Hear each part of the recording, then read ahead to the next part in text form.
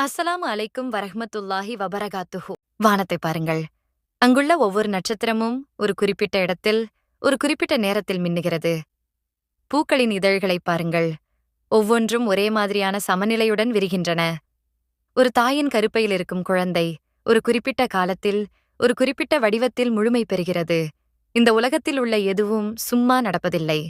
ஒவ்வொரு படைப்பிலும், ஒவ்வொரு அசைவிலும் ஒரு கச்சிதமான நியதி இருக்கிறது. ஒரு சின்ன அநியாயம் கூட நடக்காதபடி இந்த உலகத்தை நிர்வகித்துக் கொண்டிருக்கும் அந்த மகத்தான அன்பான சக்திக்குத்தான் அல் அத்தில் என்ற அழகான பெயர். அல் அத்தில் என்றால் நீதிக்கு அதிபதி, அநியாயம் செய்யாதவன், முழுமையான சமநிலையை நிலைநாட்டுபவன் என்று பொருள். இந்த திருப்பெயர் நம்மை படைத்தவன் நம்மை எவ்வளவு நேசிக்கிறான் என்பதை உணர்த்துகிறது. நாம் இந்த உலகில் சில சமயங்களில் அநியாயங்களைச் சந்திக்கலாம். சில நல்லவர்களுக்கு கெட்டது நடக்கலாம். தீயவர்கள் சந்தோஷமாக வாழ்வது போலத் தோன்றலாம். ஆனால் எல்லாம் ஒரு கணக்குப்படி நடக்கிறது. மறுமை நாளில் அல்லாஹ் ஒவ்வொருவரின் இதயத்திலும் உள்ள நல்ல எண்ணங்களையும் செய்த நல்ல காரியங்களையும் எடை போடுவான். அப்போது ஒரு சின்ன அணு அளவு அநியாயம் கூட நடக்காது. நம் கண்ணீர், நம் வலி, நம் சந்தோஷம் எல்லாவற்றிற்கும் சரியான நீதி கிடைக்கும். அதுதான் அல் அத்ல். ஒரு தாய் தன் குழந்தையை அன்புடன் அரவணைப்பது போல் அல்லாஹ் நம் மீது நீதியை கடைபிடிக்கிறான். ஒரு தவறு செய்தால் அதற்கான தண்டனை இருக்கும்.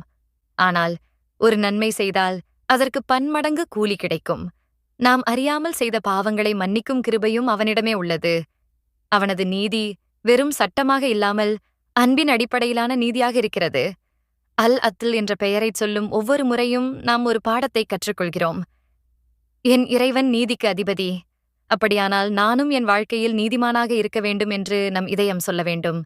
நம் குடும்பத்தில், நம் நண்பர்களிடத்தில், நமக்கு கீழ் இருப்பவர்களிடம், எல்லாரிடமும் நாம் நீதியுடன் நடந்து கொள்ள வேண்டும்.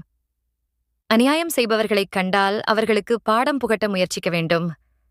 நம்மை படைத்தவன் நம் மீது ஒருபோதும் அநியாயம் செய்ய மாட்டான் என்பதை நாம் முழுமையாக நம்புவோம். நம் வாழ்வின் வலிகளையும் இன்பங்களையும் அவன் தன் நீதியான தராசால் எடை போட்டுக் கொண்டிருக்கிறான். அல் அத்தில் என்ற திருப்பெயரை மனதில் கொண்டு நீதியான வாழ்க்கையை வாழ்வோமாக. அப்பொழுது இவ்வுலகிலும் மறுமையிலும் நம் இதயம் அமைதியுடன் இருக்கும்.